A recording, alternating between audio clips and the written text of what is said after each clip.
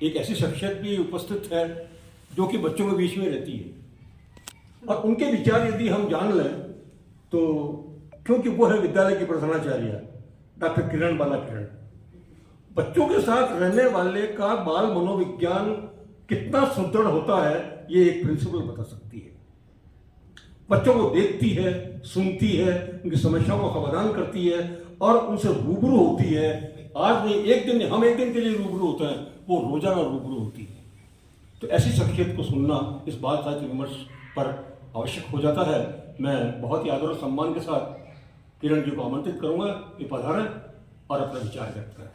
सम्मानित मंच और प्रणाम सभी साथियों को मेरा सादर नमस्कार।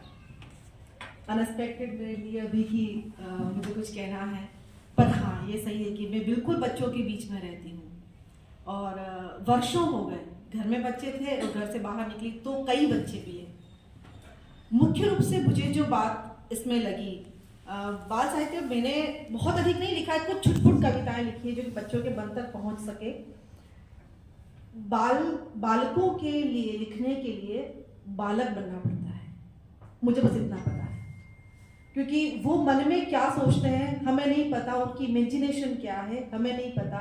वो तो ये भी सोचते कि पत्थर उठाकर फेंकेंगे तो उसे लग सकती है या नहीं लग सकती है, वो देखते हैं कि इसे लग सकती है।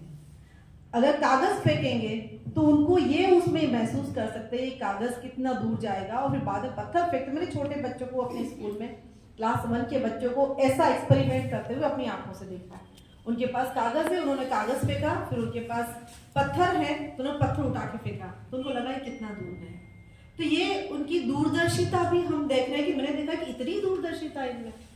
तो इतने सारे बच्चे धीरे धीरे उनके इस बाल मन को बड़े बालक, फिर बड़े बालक, फिर बड़े बालक और फिर एक थोड़े से वयस्क बालक, किशोर वयस से लेकर के वयस्क बालक में परिवर्तित होते हुए भी देखा है। तो हम 18 वर्ष की उम्र तक के बच्चों को जब हम देखते हैं तो अभी जो शिल्पी ने कहा है कि वाकई में उनके मन में बहुत अधिक उद्वेलन होता है, और सबसे अधिक जो उन बच्चों के मन में होती है वो होती है जिज्ञासा। सबसे अधिक हम जानते हैं कि एक बालक के मस्तिष्क का पूर्ण विकास उसकी उम्र के 1 वर्ष से लेकर 8 वर्ष तक पूर्ण विकास हो जाता है। 90% तक उसके मस्तिष्क का विकास हो जाता है और वह उम्र ये तय कर लेती है कि वो जीवन में क्या बन सकता है। अगर उस समय उसको सही दिशा मिल जाती है, 1 से 5 वर्ष की उम्र तो बहुत अधिक 75% तक दिमाग विकसित हो चुका होता है, तो वो उम्र ये दिशा निर्धारित कर लेती है कि वो किस दिशा में जाएगा। और उस समय यदि हम उसको सही दिशा में ले जाएं तो वो बिल्कुल वही करेगा जो कि हमने उसको दिशाएं दी है। ऐसा हमने देखा भी है, आप जानते हैं, अपने परिवार में जानते हैं, अपने आस पड़ोस में सब जगह जानते हैं।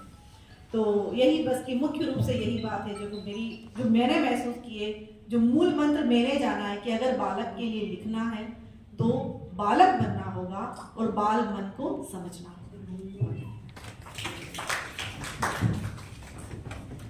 धन्यवाद किरण जी।